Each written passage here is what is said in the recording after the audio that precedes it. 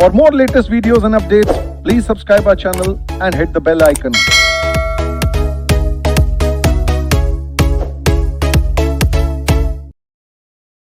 चलो हम लास्ट तीन क्लासेस से एलएलपी एक्ट पढ़ रहे थे, है ना। तो एलएलपी एक्ट में एक छोटा सा ब्लंडर है बेटा, प्लीज बस बस बस बस हो गया, सुने। चलो हम लास्ट तीन क्लासेस से पार्ट 1, पार्ट 2, पार्ट 3 में एलएलपी एक्ट पढ़ रहे थे और एलएलपी में आई थी अमेंडमेंट, है ना। अरे हाँ है ना बेटा, सुन लो। एलएलपी में जो अमेंडमेंट आई थी, हमने क्या किया, मैंने वो अमेंडमेंट आपकी बुक में कैसे डलवाई होंगी। तो मैंने अपने आर्टिकल से बोला होगा, मैंने अपने जो मेरे असिस्टेंट है उनसे बोला होगा कि देख ये वाला पार्ट हटा दे और ये वाला पार्ट कॉपी कर दे। आईसीए ने 13 अगस्त 2021 को हमें ये सूचना दी कि आपके कोर्स में ये अमेंडमेंट आने वाली है, ठीक है। तो आईसीए ने जगह जगह क्या बोला, उसने बोला पहले लिखा था कंपनीज एक्ट 1956, काट के क्या कर लो कंपनीज एक्ट 2013। तो जगह जगह आईसीए ने क्या किया, हमें बता दिया कि इस सेक्शन में से यहां से ये हटाओ, यहां से ये जोड़ दो। तो जिसको मैंने काम दिया उसने यही काम किया, उसने जगह जगह से ये पार्ट हटाया और ये पार्ट ऐड कर दिया। लेकिन उस नालायक ने गलती कर दी जिसकी सजा मुझे भुगतनी पड़ सकती है, इसलिए मैं उस बात को रेक्टिफाई करवा रहा हूं। एक है सेक्शन 34, प्लीज जल्दी से ओपन करेंगे पेज नंबर 12 पे, अमेंडमेंट वाले पार्ट से, पेज नंबर 12, सेक्शन नंबर 34। मुझे 6 बच्चों ने इस बात की सूचना दी कि सर हमने ना आरटीपी से भी आपकी बुक रेफर की। मैंने कहा बहुत अच्छी बात है, मतलब सर आरटीपी की बुक में एक पॉइंट लिखा है। मैंने कहा सच में ये पॉइंट है, और तो मैंने बहुत डांटा और उस डांटने का प्रभाव ये पड़ा कि वो जॉब छोड़ के चला गया, ठीक है। लेकिन हाँ, एक एरर हो गई, एक गलती हो गई मुझसे, और अच्छी बात है कि वो गलती हमें आज ही पता चल गई। मतलब अभी एलएलपी खत्म थोड़ी ना हुआ था, कल ही खत्म हुआ है।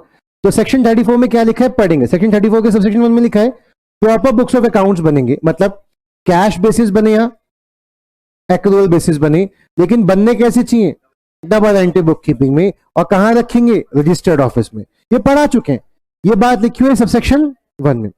सबसेक्शन 2 में लिखा हुआ है कि कंपनी को statement of account and solvency account बनाने पड़ेंगे। कब तक, 6 महीने। कहां से, फाइनेंशियल ईयर खत्म होने से, ठीक है।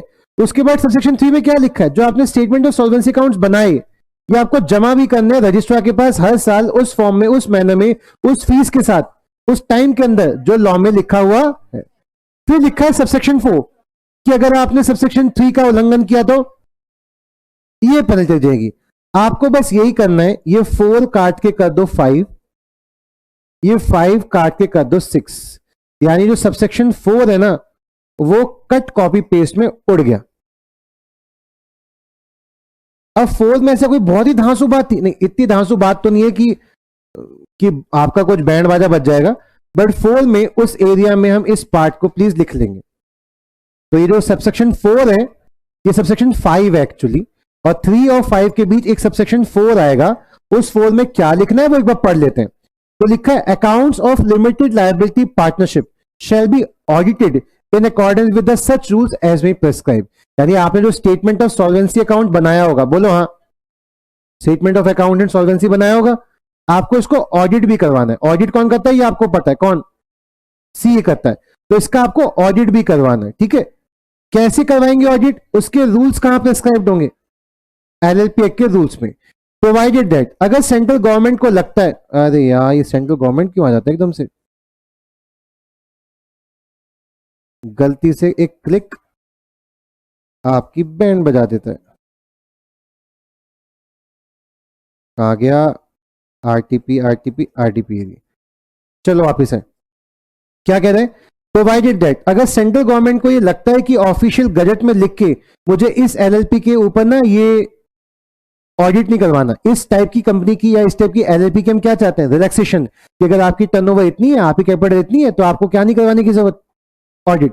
तो सेंट्रल गवर्नमेंट में बाय नोटिफिकेशन, अरे यार वहां पे ना लिंक, हाइपर लिंक लगे हुए हैं और गलती से डबल लिंक होने की वजह से वो खुल रहा है।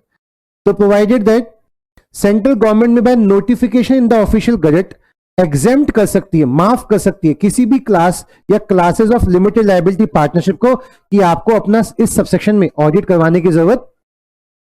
अदरवाइज लॉ क्या है कि आपको क्या कराना चाहिए, ऑडिट करवाना चाहिए। ये जो छोटा सा पार्ट है क्या, ये अमेंडमेंट है। तो 3 और 5 के बीच प्लीज रूल नंबर 4 लिख लेंगे। पुरानी वाली बुक में था, फिर आईसीए ने सबसेक्शन 5 और 6 लॉन्च किया।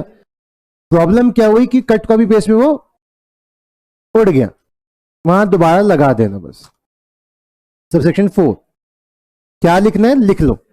अगर आपने प्रिंट आउट निकाल रखा है तो वहां पे लिख लो 4th पॉइंट, और प्रिंट आउट नहीं निकला हुआ तो उसका जो नया पीडीएफ वर्जन है वो उसमें एडिट करके आपको दे दिया जाएगा। 4 पॉइंट लिख लो बस, 2 लाइन का है कि ऑडिट क्या होगा, ऑडिट के रूल्स कौन से बताएंगे, कौन बताएगा, ऑडिट के रूल्स बताए जाएंगे एलएलपी एक्ट में, और वो रूल्स सीए के पास ही हैं। ठीक है, सेंट्रल गवर्नमेंट क्या कर सकती है, एग्जेम्प्ट कर सकती है किसको, किसी भी एलएलपी को। जल्दी से कॉपी कर लो।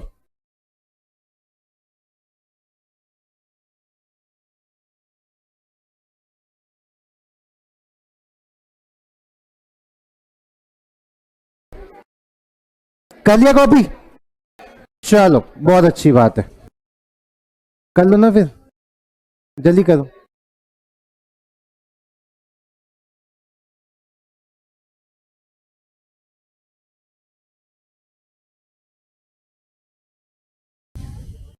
ये एक एरर थी जो हमने यहां पे रेक्टिफाई किया। ठीक, पक्का, चलो। अब हमने पांचों के पांचों एक्ट पढ़ लिए हैं, इंडियन कॉन्ट्रैक्ट भी, सेल्स और गुड्स एक्ट भी, पार्टनरशिप भी, कंपनीज भी और एलएलपी भी। तो आपको याद होगा, लिख लिया सबने अब पीछे, ओके जल्दी करो। सब सेक्शन 4 कहता है कि एलएलपी का भी ऑडिट होगा, जैसे कंपनी अकाउंट्स के ऑडिट होते हैं ऐसे एलएलपी की भी बैलेंस शीट का क्या होगा, ऑडिट। कैसे होगा, क्या प्रोसेस होंगे, वो रूल्स में लिखा होगा। सेंट्रल गवर्नमेंट के पास पावर है कि वो किसी को क्या कर सकती है, एग्जेम्प्ट, कि इन एलएलपी को ऑडिट करवाने की जरूरत नहीं है। ठीक है, अब तो लिख लिया सबने, चलो वेरी गुड। एक छोटी सी बात, हम आपको पता है कि आपको क्वेश्चन कहां से, आपने लॉ के कॉन्सेप्ट तो बुक से पढ़ लिए, अब आपको पता है वो क्वेश्चन कहां से सॉल्व करने, सर क्वेश्चन बैंक से या फिर एग्जाम कैप्सूल से। अगर आपने कर रखा है बहुत अच्छी बात है, लेकिन आपको ये पता होना चाहिए आपको कब इशू हो गए थे, जब अपना बैच स्टार्ट हुआ था जून में, और आरटीपी कब आई है, ये आरटीपी कब आई है, ये अगस्त में आई है। कब आई है, तो ऑब्वियस ही बात है इस आरटीपी में जो क्वेश्चंस होंगे वो शायद किस में कवर्ड नहीं होंगे, क्वेश्चन बैंक को एग्जाम कैप्सूल में। और इसलिए हमें आरटीपी नवंबर 2022 सॉल्व करनी, मतलब एक बार देख लेना है कि इसमें ऐसे कोई ऐसे क्वेश्चन तो नहीं है जो हम क्वेश्चन करने में क्या ना हो सक्षम। ठीक है, हमें आने चाहिए, अगर हमने लॉ पढ़ा है तो हमें सब आना चाहिए।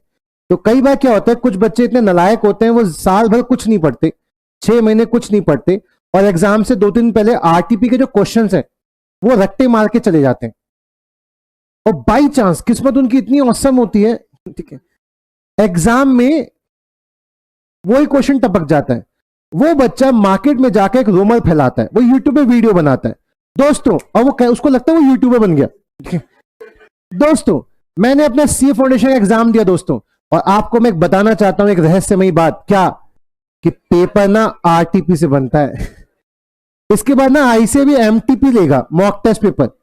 Mock test paper is like same as जो सीबीएसई के सैंपल पेपर्स होते थे। तो आई से बस वहां ये बताना चाहता है क्वेश्चन पेपर ऐसा सा आएगा, लेकिन कभी कभी क्या होता है कि उसमें से भी वर्ड टू वर्ड क्वेश्चन उठ के आता है कभी कभी। ठीक है, तो लोग, अगर सपोज कोई बच्चा क्या करके गया, ये 2 करके गया, और इसमें से उसका 25 मार्क का पेपर टक गया डिट्टो, तो वो क्या रूमर फैलाएगा कि पेपर कहां से आता है, बाहर में गया ऋषभ की कोचिंग, बाहर में गया किसी भी इंस्टीट्यूट की कोचिंग, सिर्फ कहां से पढ़ना है, आई से। अब जरा आरटीपी के क्वेश्चन दिखाता हूं और आपको फीलिंग दिलाता हूं कि रूमर्स कैसे फैलती हैं। ठीक है, एक क्वेश्चन देखते हैं बस, उसके बाद आरटीपी के सॉल्यूशन करेंगे।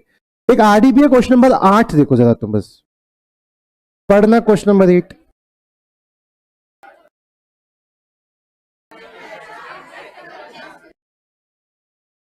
क्या ये तुम्हारे टेस्ट में है?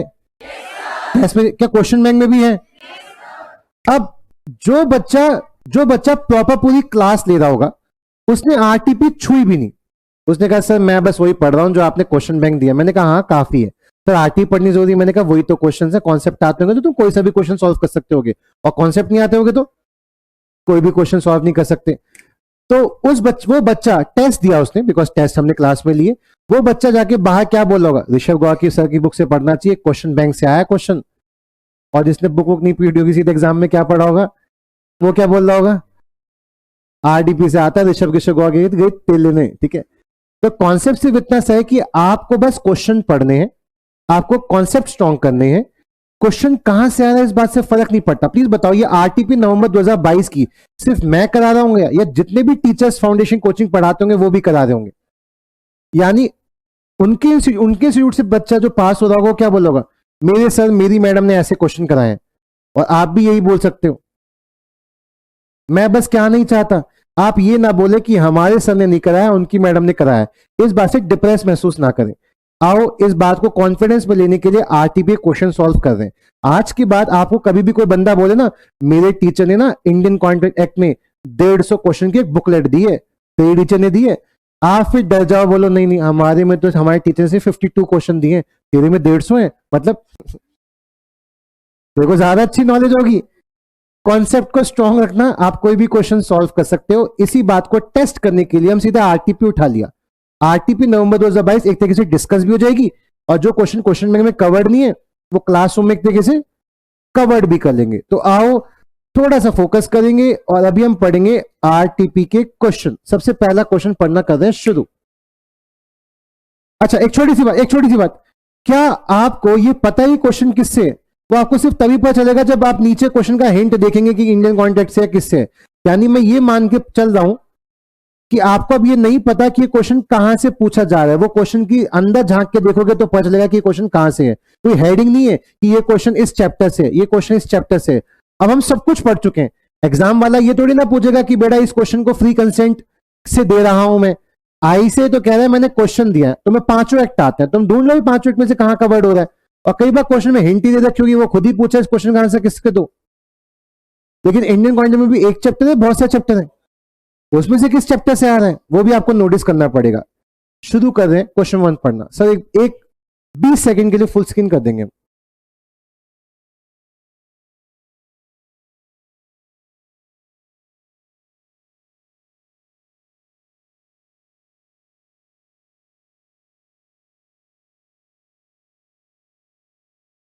बच्चों ने आंसर किया वॉइड है। क्यों वॉइड है मुझे ये जानना है, बिकॉज हमारा आंसर तो उस बेस पे चिपकता है। कुछ बच्चे ऐसा कह सकते हैं ये कॉन्टेक्ट वॉइड एब इनिशियो है, बिकॉज जो कॉन्टेक्ट किया जा रहा है वो इम्पॉसिबल है। बड़ा बेसिक सा आंसर, उन्होंने इंट्रोडक्शन चैप्टर से इसका आंसर ही डाला। आपने पढ़ा था अनएनफोर्सेबल अग्रीमेंट, वॉइड कॉन्टेक्ट। दूसरा बच्चा थोड़ा और डीप नॉलेज लेगा, बोलेगा ये न चुनना सा आंसर लिखूंगा, मैं लिखूंगा फ्री कंसेंट से। और वो बच्चा बोलेगा सर ये कॉन्टेक्ट वॉइड है बिकॉज बायलेटरल मिस्टेक हो रही है regarding the existence of subject matter. तो इस क्वेश्चन का आंसर दो जगह से जा सकता है। पहला, ये कॉन्टेक्ट शुरू से ही क्या था, इम्पॉसिबल, अनएनफोर्सेबल, एनफोर्स ही नहीं कर सकते बिकॉज जिस टाइम वो कॉन्टेक्ट हो रहा है उस टाइम पे वो चीज एग्जिस्ट। एडी कॉन्टेक्ट क्या, वॉइड। यहां पे उसने कोई फ्री कंसेंट, कोई बायलेटरल मिस्टेक जैसे वर्डों का यूज नहीं किया। और दूसरे बच्चे ने क्या कहा, ये कॉन्टेक्ट वॉइड है बिकॉज बायलेटरल मिस्टेक है, दोनों को ही नहीं पता। अच्छा मिस्टेक किस बारे में, एग्जिस्टेंस ऑफ सब्जेक्ट मैटर। क्या दोनों ही बच्चों के आंसर ठीक है? अब जरा आईसे का आंसर देख लेते हैं। आईसे ने क्या बहुत ही धांसू आंसर दे रखा है या बहुत ही सिंपल सा? वो कह रहा है section 2J of the Indian contract act, जो किसकी बात करता है, वॉइड कॉन्ट्रैक्ट की। A contract which cease to be enforceable by law becomes void when it ceases to be enforceable by law. यही थी सेक्शन 2J में डेफिनेशन। अगर इस बात से फर्क नहीं पड़ता कि इम्पॉसिबिलिटी पता थी या इम्पॉसिबिलिटी पता नहीं थी, हैंस हम कह सकते हैं एक्स और वाई को पता नहीं था इस फैक्ट के बारे में, और इस वजह से कॉन्टेक्ट क्या है, इम्पॉसिबिलिटी। कहां से, वॉइड एब इनिशियो। हाँ बस। और एक बच्चा क्या लिख रहा होगा कि बायलेटरल मिस्टेक है, उसमें कौन सा वाला उसमें existence of subject matter missing है, इस वजह से कॉन्टेक्ट वॉइड हो रहा है। अल्टीमेटली तो आंसर वॉइड ही होना है, चाहे आप उसमें से लिखो चाहे आप यहां से लिखो। तो इस क्वेश्चन के कितने आंसर हो सकते हैं? क्वेश्चन नंबर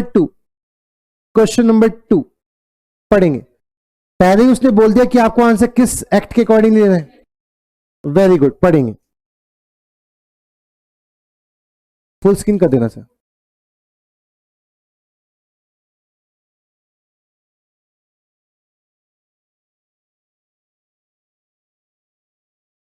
क्या चीज? अनकॉन्शियस, हाँ वो, या अंडर इन्फ्लुएंस। मतलब क्या टीचर अपनी अथॉरिटी का मिसयूज कर रहे हैं और बच्चे से कह रहे हैं तेरे को तभी पास करूंगा जब तू अपनी मोटरसाइकिल सस्ते में देगा। तो क्या पापा ने जो बोला बेटा जाके टीचर को सू करके तुम अपनी बाइक ले सकते हो, क्या वो ऐसा कर सकता है? ग्राउंड बताएंगे, ग्राउंड।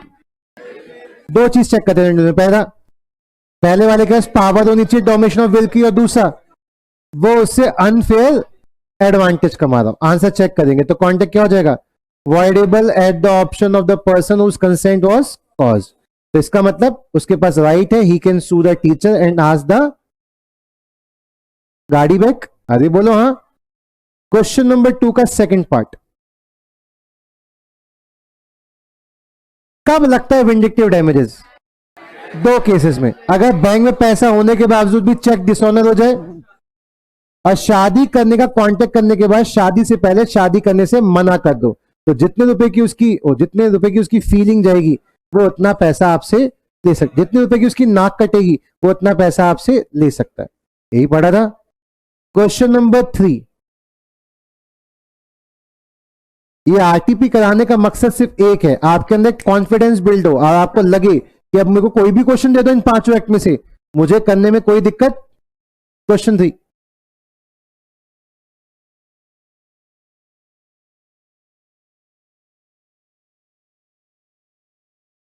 जो पूरी कहानी बताई जा रही है वो ये बताई जा रही है कि उसने एग्जामिन कर लिया, चेक कर लिया, लेकिन एंड में जाते आते इट वॉज फाउंड डेट कि एक लेग टूटी हुई थी उस टेबल की, और वो इस तरीके से पेश की गई थी, इस तरीके से पेश की गई थी कि वो डिफेक्ट दिखे ही नहीं। फ्रॉड? कौन सा वाला फ्रॉड? झूठ बोला या कोई बात कंसील छुपा ली? और अगर ऐसा है तो बताओ उसके पास क्या ऑप्शन थे? उसका सेक्शन 19 के ऑप्शन थे कि वो कॉन्ट्रैक्ट कैंसिल कर सकता है, डैमेज दे सकता है, या कह सकता है अब तो तुझको वैसी टेबल देनी पड़ेगी। याद है ऐसा कुछ? मतलब आपके अंदर, अगर आपके अंदर से ना ये वर्ड्स निकल रहे हैं, ये सब बातें निकल रही है, इसका मतलब आपको आता है। अब आपको अगली मेहनत किस पे करनी है? लिखने पे। उसके लिए आप इसका आंसर एक बार देखेंगे, ठीक है, कि उसने लिखा किस तरीके से। आंसर 3 पढ़ना जरा। एस पे सेक्शन 17, यहां से लेके यहां तक उसने क्या किया? लॉ उठा के चेप दिया कि फ्रॉड का मतलब क्या होता है। बोलो हाँ। सेक्शन 70 सेक्शन 2 किसके बात करता है? ठीक है, आगे क्या लिखा है? उसका सेक्शन 19 का सिर्फ एक पार्ट उठाया उसने, अगर फ्रॉड कमिट किया तो एग्री पड़ेगा, क्या राइट है। लेकिन आपको सेक्शन 19 का एक पार्ट पता है, 3 पार्ट पता है, उसको कैंसिल करना था। तो करण के बाद उसके बाद क्या कहता है? क्या क्या वो कंपनसेशन ले सकता है, और वो कॉन्टेक्ट क्या कर सकता है? कैंसिल भी कर सकता है। वॉइडेबल में ये ऑप्शन चूज कर सकता है। ओके, सिंपल आंसर था। Question number 4, what will be the rights of promisor in the following cases? X ने प्रॉमिस किया कि वो वाई के अंदर जान फूंक देगा, मर गया जिंदा कर देगा, why have an issue? Impossible. B,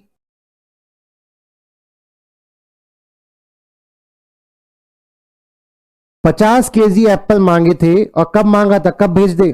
15 को। कब पहुंच रहे हैं? इंडियन कॉन्ट्रैक्ट एक्ट के हिसाब से क्या सामान टाइम पे मिलना चाहिए? और मैंने एक एग्जांपल देगा, मेरी सिस्टर की शादी, लड्डू मंगाए थे 5 बजे, लड्डू आ रहे होंगे 8 बजे, तो सामान मंगाया 15 को, कब आ रहा है? 19 को। अच्छा, वो कह रहे हैं सामान इसलिए लेट हो गया बिकॉज राइट्स हो रखे थे, झगड़े हो रखे थे।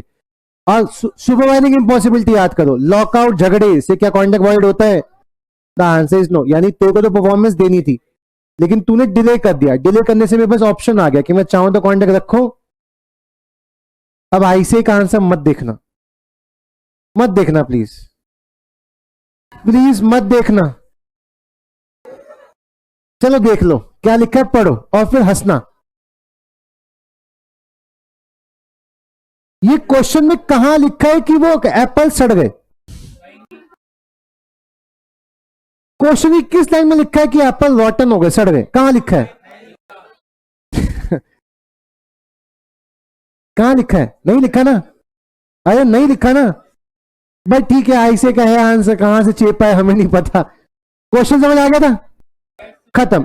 जरूरी नहीं कि ऐसे का हर आंसर पढ़ो, तुम्हें क्वेश्चन प्रैक्टिस करनी है, ठीक है।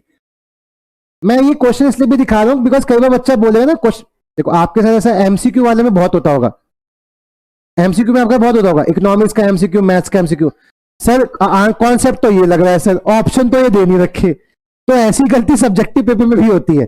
आप पूछोगे सर रॉटन लिखा कहां है, तो मैं आपको वही दिखा रहा हूं, देख लो कहां लिखा है। क्वेश्चन नंबर सी, फोर्थ का सी, हाथ टूट गए,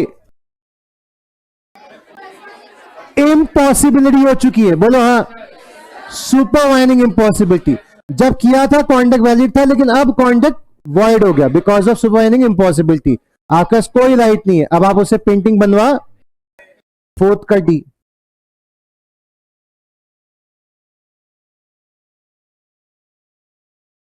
एलियन लड़ाई नहीं हुई है, डिस्टर्बेंस की वजह से फ्लाइट रोक दी गई। अब जब फ्लाइट ही, अभी एलियन तो वॉर पे होता है बेटा, फ्लाइट रोक दी कोविड की वजह से, क्या आप चाइना जा पाओगे?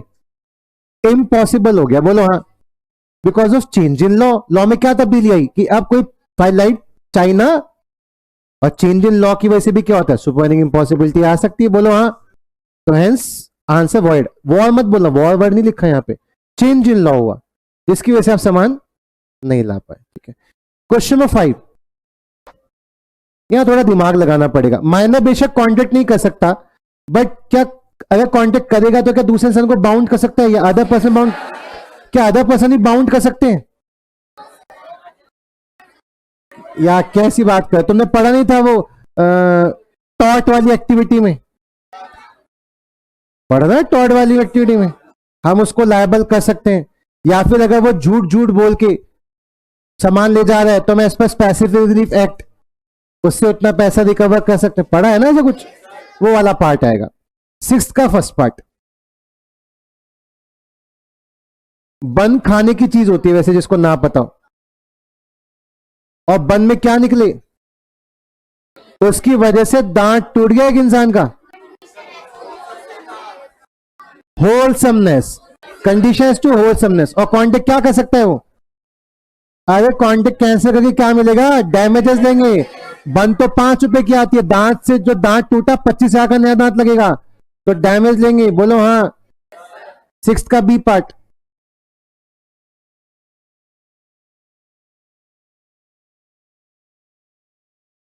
एक सर्टेन क्वालिटी की चेयर्स मंगाई, लेकिन कैसी मिली? 25 तो सेम, लेकिन 25 अदर टाइप। एग्जाम्पल लिया था क्लास में कि मैगी मंगाई थी 5, लेकिन दे गया 3 मैगी 2 yippee। तो मिक्सेशन ऑफ गुड्स नहीं चलेगा, समान एज पर डिस्क्रिप्शन टोटली नहीं है, तो कॉन्टेक्ट क्या कर देंगे? आई बात समझ? क्या एक्चुअली, हाँ मतलब वही तो, डिलीवरी कहां पे आया इसमें, डिस्क्रिप्शन बोल सकते हो। क्वेश्चन नंबर 7, क्वेश्चन नंबर 7 जो ढंग से आंसर देगा पढ़ के, उसे मैं शाबाशी दूंगा। शाबाशी चाहिए? नहीं चाहिए, पैसा चाहिए। क्वेश्चन 7 सॉल्व करेंगे। 7 7 7 7 7, क्वेश्चन 7।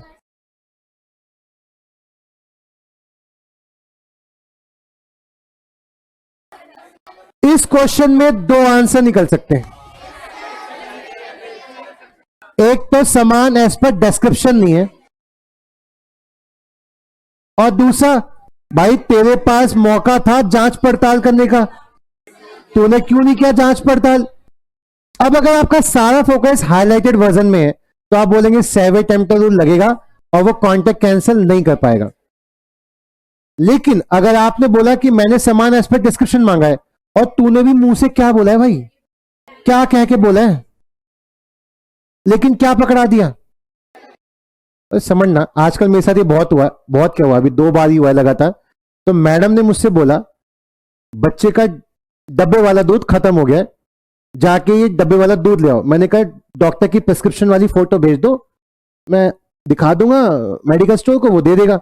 मैंने उसको फोटो दिखा दी। अब सपोज मेरे को पता नहीं उस डब्बे के दूध का नाम क्या है, बट सब वो एज्यूम कर रहे हैं उस डब्बे का नाम था BELCIN।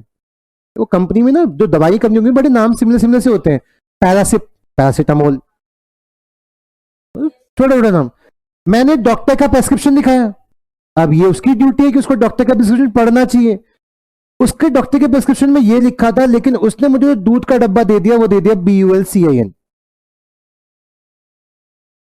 बी है BU है, दो अलग अलग ब्रांड थे। मैं ये वाला डब्बा उठा के घर ले आया और वाइफ ने बोला कि ये कौन सा डब्बा उठा लाए, क्या डब्बा लाने के लिए कहा था, तुम्हें पता नहीं है। मैंने कहा मैंने दूध पिलाया ही नहीं ये डब्बे से पानी में गुल गुल के तुम ही दूध पिला रहे हो, मैंने तो कभी ऐसे काम किए नहीं और मैं ऐसे कामों से बचता हूं। मैंने कहा मैंने दूध का डब्बा ही देखा इसका, तक के दूध का डब्बा ही देख लेते, पहचान लेते। मैंने कहा नहीं पता। अब मैं ये डब्बा लेके कहां गया और मैंने क्या बोला, भैया ये वो डब्बा नहीं है जो मांगा था। सुनना, क्या मेरी प्रॉब्लम जेन्युइन है? जब मैं तेरे को साथ के साथ डिस्क्रिप्शन दिखा रहा हूं और डिस्क्रिप्शन के कागज में क्या लिखा है, डॉक्टर के प्रेस्क्रिप्शन में क्या लिखा है BELCIN, और तूने मुझे कौन सा डब्बा पकड़ा दिया BULCIN, तो मुझे ये चाहिए ही नहीं, फिर भी तूने पकड़ाया। एग्जाम्पल नंबर 2, सपोज ऐसा एज्यूम कर रहा हूं कि आपके मम्मी पापा पढ़े लिखे नहीं है, एज्यूम कर रहा हूं, और आपने अपने मम्मी पापा से बोला पापा CA का एग्जाम ना ब्लैक पेन से देना, पता है ना वैसे तुम्हें CA का एग्जाम ब्लैक पेन से, पापा CA का एग्जाम ब्लैक पेन से देना होता है, मेरे पास अरे ब्लू पेन है, पापा जाके एक ब्लैक पेन ले आओ। तो आपके पापा शॉप पे गए और पापा ने क्या बोला, ब्लैक पेन चाहिए मेरे को बच्चे के एग्जाम के लिए। बोलो हाँ, अरे हाँ। कुछ बच्चे ना कभी बोलेंगे ब्लैक पेन चाहिए एग्जाम के लिए, तो कुछ बच्चे ना क्वालिटी वाली बात लगा देंगे, पर्पस, फिटनेस फॉर क्वालिटी, यार पर्पस बताया। He went to nearby shop, पापा नियर बाय शॉप पे गए और पापा ने क्या बोला, ब्लैक पेन। अब सेलर ने भी क्या बोला ये सुनो, seller gives him a pen saying ये ब्लैक पेन है, लेकिन हाथ में क्या चिपका दिया उसने। अब पापा अनपढ़ है, पापा को ब्लैक और ब्लू की स्पेलिंग नहीं आती। मैं इस एजम्पशन पे पढ़ा रहा हूं। पापा पेन लेके आ गए, पापा ये तो ब्लू पेन है, पापा ब्लैक कहा था। अब पापा जब शॉप पे वापस जाएंगे तो क्या पेन वापसी कर सकते हैं, पैसा ले सकते हैं? अगर इस पॉइंट को समझे तो सब जेन्युइन लग रहा है। लेकिन अगर हम बोले नहीं पापा पढ़े लिखे थे, मैं पढ़ा लिखा था, मैंने दूध का डब्बा देख रखा था, उसके बाद भी मैं BLCN के लेकर दूसरा डब्बा उठा लाया। अब मैंने दूध के डब्बे देख रखे, फिर भी मैं डब्बा उठा लाया, अब गलती किसकी है, मेरी। तो कोर्ट में कैसे प्रूफ करेंगे मुझे डब्बे के बारे में पता था कि नहीं पता था?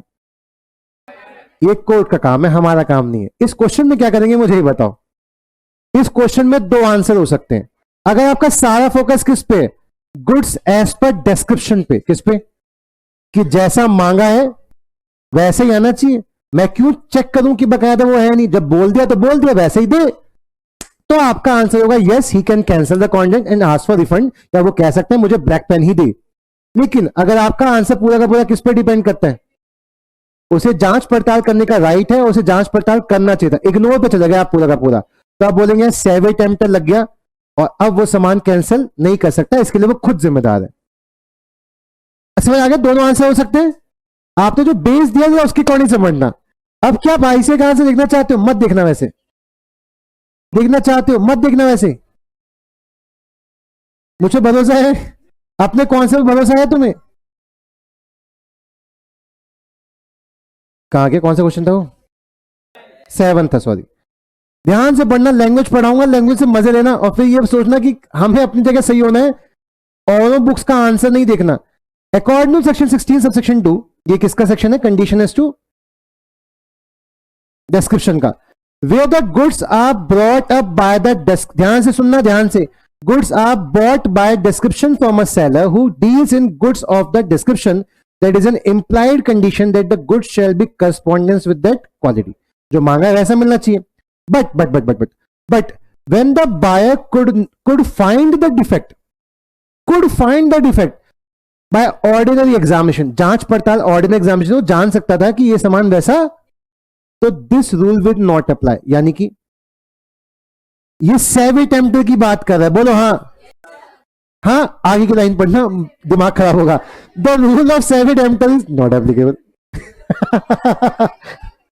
हाँ जी, अरे उसी में वो भी है, सब उसी सेक्शन में. वर्केंडेबिलिटी भी है और डिस्क्रिप्शन भी उसी में. नहीं, चेक करना, एक बार बताएंगे.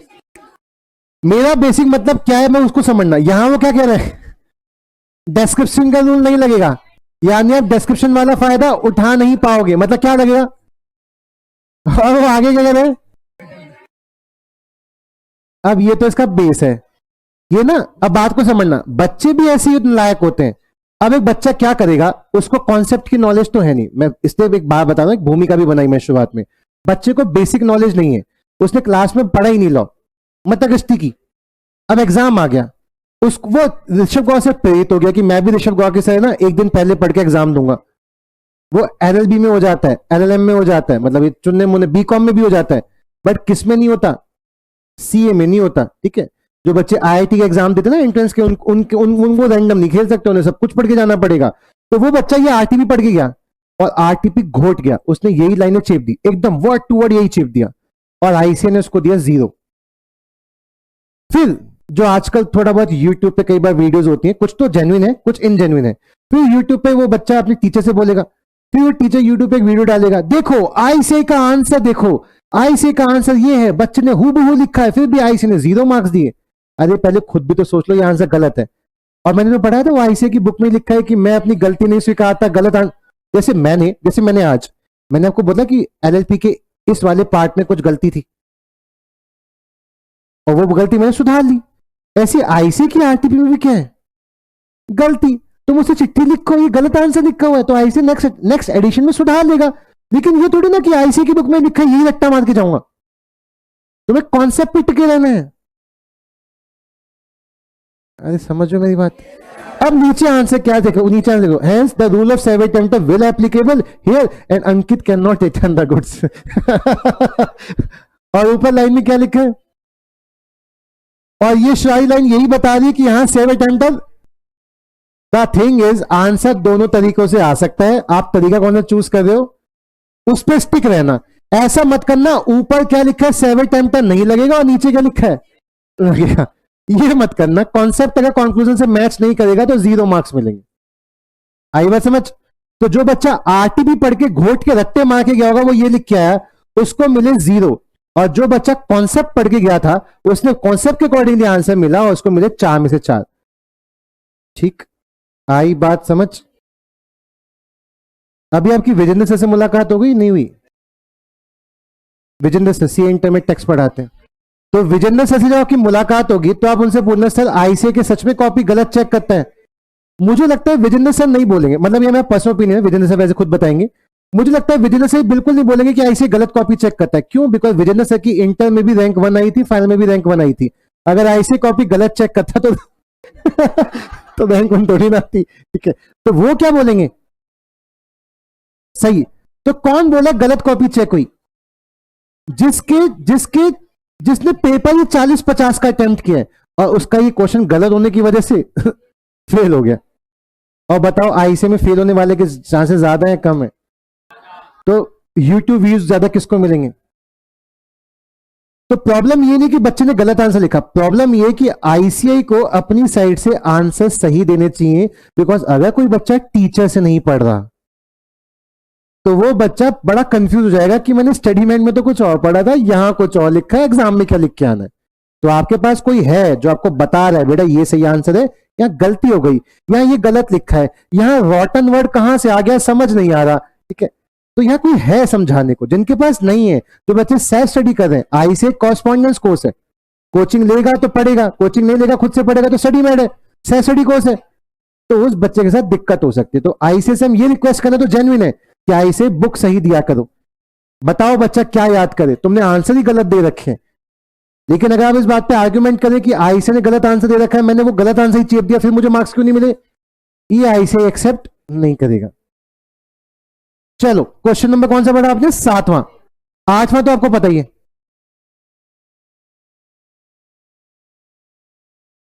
कौन सा सेक्शन है वो? हाँ वो भी लगा सकते हो जब 3 बातें शो ऑफ कर देना।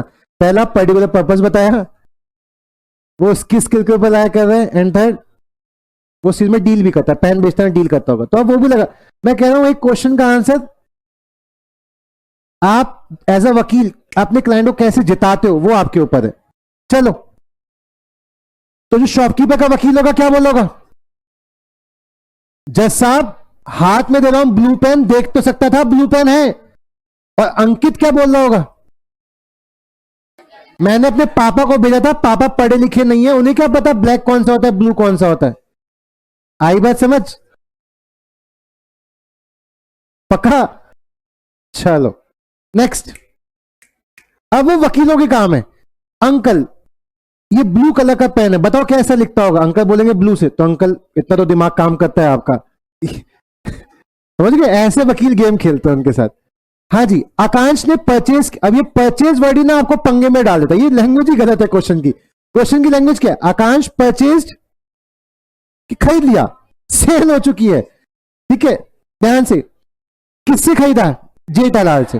किस कंडीशन पे? कि फर्स्ट 3 दिन वो चेक करेगा क्वालिटी, यानी खरीदा या सेल ऑन अप्रूवल के लिए है।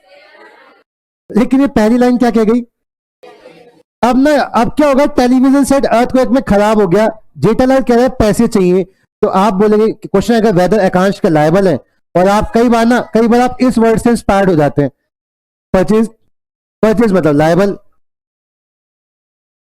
सेल ऑन अप्रूवल के लिए सामान आया मतलब अभी ओनर कौन है, and risk prima facie evidence है कि risk passes with the ownership, तो अभी भी ओनर कौन है, तो अल्टीमेटली लॉस कौन बियर करेगा? जेठालाल। यानी जेठालाल आकांक्ष से पैसे नहीं ले सकता। आई बात समझ?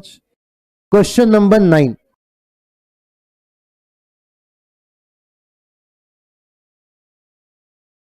ये वर्ड टू वर्ड आपको ना राइट ऑफ लीन चिपका के आना है कि कब कब हम राइट ऑफ लीन एक्सरसाइज कर सकते हैं।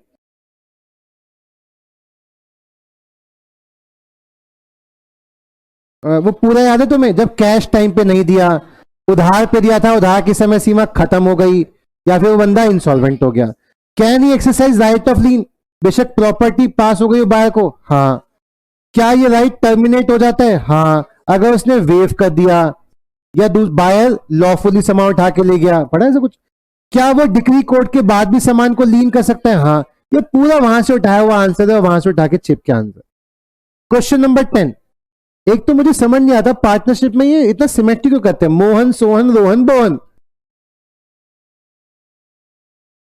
पढ़ो, क्वेश्चन नंबर 10 पढ़ेंगे।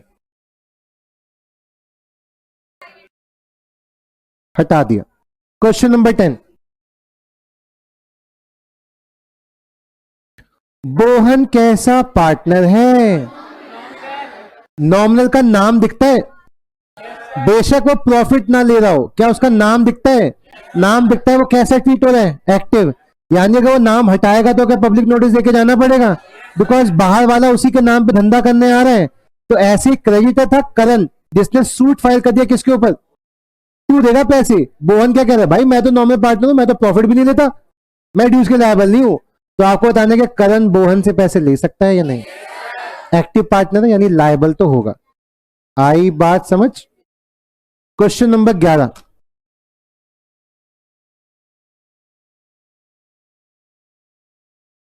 ये क्वेश्चन भी आपकी बुक में है। एक्चुअली परचेज कब होती है ना? सारा गेम किस पे खेल गए कि ऑर्डर तो कर दिया था लेकिन डिलीवरी नहीं हुई थी, तो सारा गेम किस पे? डिलीवरी पे। कि हम कब मानेंगे सेल हुई? बिकॉज आपने सेल्स ऑफ गुड्स में पढ़ा होगा डिलीवरी एंड पेमेंट का कॉन्करेंट कंडीशन। और ओनरशिप कब ट्रांसफर होती है? जब आप पेमेंट करते हैं। पेमेंट कब करोगे? जब डिलीवरी होगी। तो सेल कब हुई? उससे पहले रिजर्वेशन राइट ऑफ डिस्पोजल किसके पास था? तो हमने ऑर्डर बुक किया, जब ऑर्डर बुक किया तो कौन था? ABC। लेकिन बाद में C क्या हो गया? मर गया। उसके बाद जब A और B से पैसे मांगे गए तो ये इंसॉल्वेंट निकल गए, इनसे पैसे ना निकले। तो क्या जिस बंदे ने सामान भेजा था, मशीन भेजी थी, क्या वो C के एस्टेट से पैसा रिकवर कर सकता है? तो हम तो ये पढ़ चुके हैं, अगर 3 पार्टनर थे और एक पार्टनर मर जाता है तो आगे की हरकतों के लिए और सेल कब हुई है यहां, तो यहां की हरकतों के लिए सी की एस्टेट लायबल नहीं होगी, उसकी लायबल कहां होगी, यहां के लिए।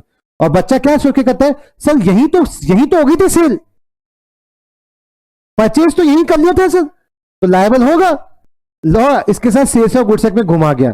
सेल्स ऑफ गुड्स में क्या पड़ा था, पेमेंट और डिलीवरी आप कॉन्करेंट, कुछ ना कहो तो कॉन्करेंट होता है, साथ के साथ दी जाती है। और डिलीवरी कब हो रही है, तो पेमेंट कब हुई यहां पे, यानी ओनरशिप कब ट्रांसफर हुई, पेमेंट होने के बाद। इससे पहले का जो भी रिस्क है वो किसका है, आई बात समझ। तो यहां अभी तक सब सेल हुई नहीं, सेल हुई नहीं, तो इसके लिए सी लायबल नहीं होगा। आई बात समझ। अरे इतना शांत क्यों हो गए, इसका मतलब तुम्हारा पार्टनरशिप कमजोर है, फिर तुम आंसर ही नहीं कर पा रहे यार। तो क्या कह रहा है, सी लायबल नहीं होगा, ठीक है, बिकॉज सेल तब तक हुई नहीं थी। ओके, क्वेश्चन नंबर 12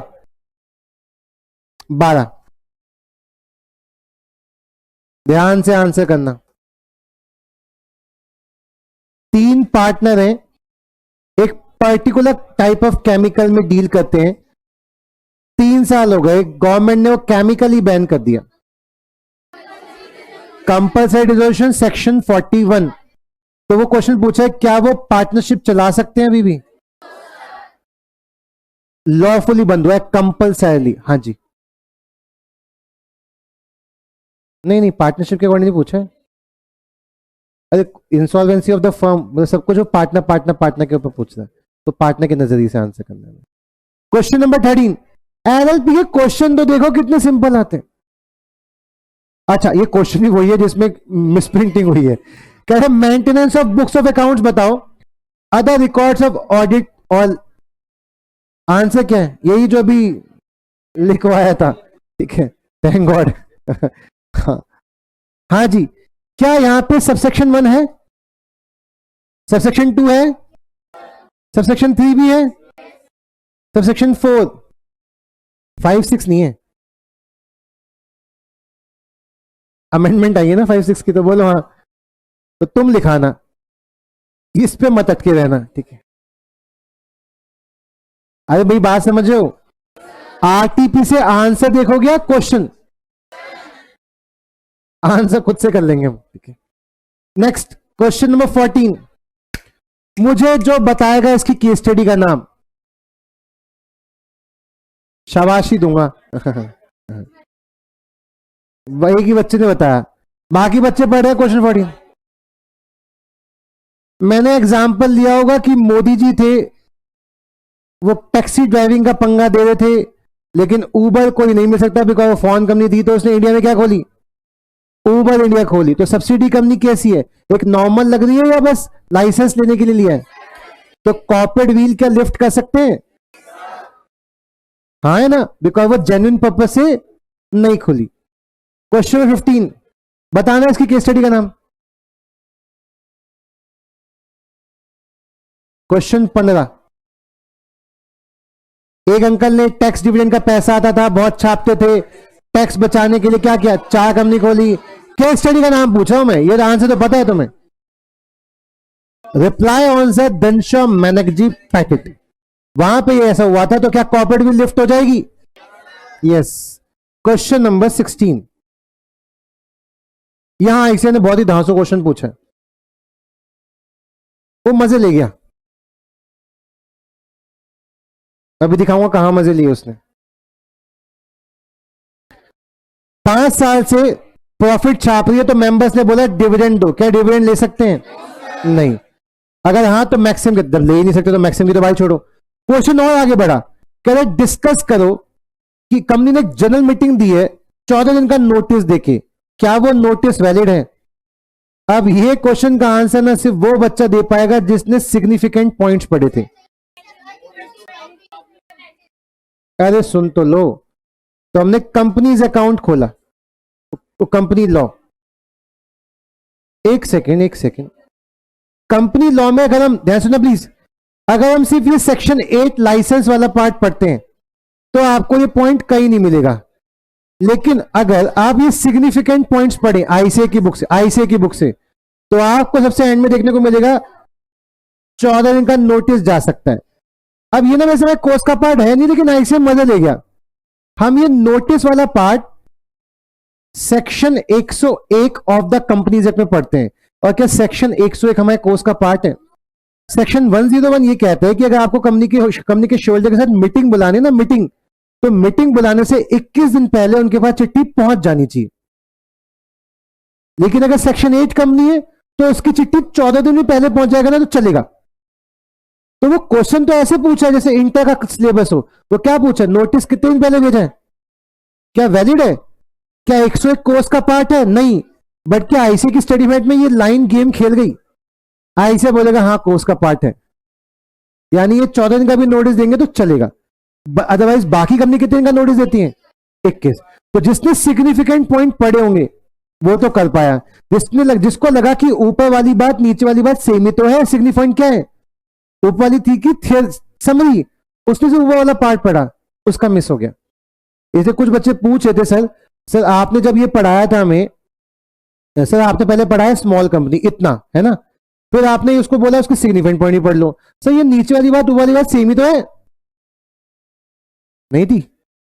फिर मैंने बताया देखो आईसी ने ऊपर तो पंगे करके चेंजेस ला दिए, ठीक है, ऊपर तो बोल दिया 2 करोड़, लेकिन नीचे अभी भी 50 लाख और 2 करोड़ पे टिका हुआ है। यानी अब क्या हो जाना चाहिए था?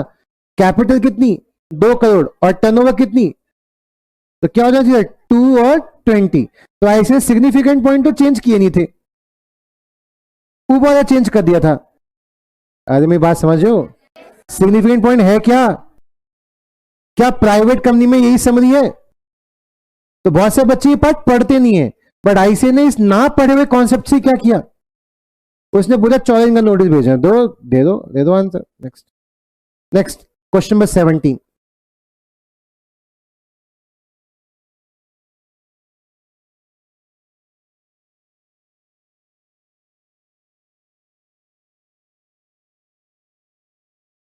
ये आईक्यू लेवल का क्वेश्चन है, मुझे शायद ही लगता है कि तुम कर पाओगे, तो मुझे गलत प्रूफ करो। पहले तो ये पकड़ो कैसी कंपनी है। यहां पे मेंबर्स की लायबिलिटी कैसी होती है? अनलिमिटेड, घर से ही पैसा लाना पड़ता है। तो एक बंदा था सैमुअल क्रेडिटर, उसने शेयर होल्डर एम इनोसेंट के ऊपर केस डाल दिया, मेंबर के ऊपर केस कर रहा है। चल मेरा पैसा रहता है डेट, इतना पैसा लाके दे, बिकॉज तेरी लायबिलिटी तो अनलिमिटेड है। क्वेश्चन ये है कि क्या मिस्टर सैमुअल मिस्टर इनोसेंट के ऊपर केस करके क्या पैसे ले सकते हैं? आप बोलेंगे वो नहीं ले सकते खुद से। क्यों? बिकॉज सेपरेट लीगल एंटिटी नाम का एक कॉन्सेप्ट होता है। यानी कि अगर हमें किसी क्रेडिटर की पेमेंट करनी है तो कंपनी की एसेट्स बिकेंगी। कंपनी की एसेट बिक गई लेकिन अभी भी पैसा नहीं आ पाया। अच्छा, कंपनी की एसेट्स कौन बिकता है? Official liquidator, official receiver. तो ऑफिशियल रिसीवर शेयर होल्डर से बोलेगा घर जाओ और घर से पैसा लेके आओ। लेकिन क्वेश्चन क्या है? केस कौन कर रहा है? सैमुअल। किसके ऊपर? शेयर होल्डर के ऊपर। कर सकता है? कंपनी और मेंबर आर सेपरेट एंटिटी। तुमने कंपनी से कॉन्टेक्ट किया, तुम किसके ऊपर केस करो? कंपनी के ऊपर। कंपनी को बंद कौन करेगा? Official receiver. ऑफिशियल रिसीवर किससे बोलेगा कि जा पैसा, लेकिन तुम डायरेक्टली नहीं बोल सकते। तो mister innocent is liable up to share capital, his unlimited liability will arise only when. तो ये थोड़ा सा ना थोड़ा ट्रिकी क्वेश्चन हो गया। ये एग्जैक्ट वर्ड पढ़ने को नहीं मिलते, बट हाँ यहां दिमाग लगा कि एक तो सेपरेट एंटिटी कॉन्सेप्ट लगेगा और दूसरा उसकी लायबिलिटी तो लिमिटेड होगी, तो कौन मंगाएगा उससे पैसे? Official receiver. यहां थोड़ा सा ट्रिकी था क्वेश्चन। तो जब आपने 17 क्वेश्चन सॉल्व किए तो मुझे ऐसा लगता है कि अगर आपको 17 के 17 आते थे तो आपके अंदर कॉन्फिडेंस बिल्ड हुआ क्या कि मेरे को ना 5 एक्ट आते हैं। लेकिन एक छोटा सवाल, एक वो बच्चा भी था जो क्या कह रहा है मैंने कुछ नहीं पढ़ा, बस ये 17 क्वेश्चन पढ़ के जाऊंगा। तो आप मुझे कहेंगे क्या इन 17 क्वेश्चन में सारे कॉन्सेप्ट कवर्ड हो गए? ये तो बस एक टेस्ट सा है कि सब कुछ पढ़ने, मतलब क्या यही टेस्ट है? मैं यही 17 क्वेश्चन आपके पेपर में डाल दूं तो क्या टेस्ट है कि तुमने पढ़ा तो सब कुछ होगा? इनके आंसर दे दो मुझे। लेकिन क्या इसी में से पेपर आएगा, ऐसी कोई फीलिंग आ रही है अब तुम्हें? कितने सारे कॉन्सेप्ट में से इसमें से आगे बोलो। हाँ 17 क्वेश्चन में पूरा का पूरा लॉ थोड़ी ना समझ आएगा। ठीक है, तो ठीक है ना? चल ओके, चलो तो हमने आरटीपी भी सॉल्व कर दी।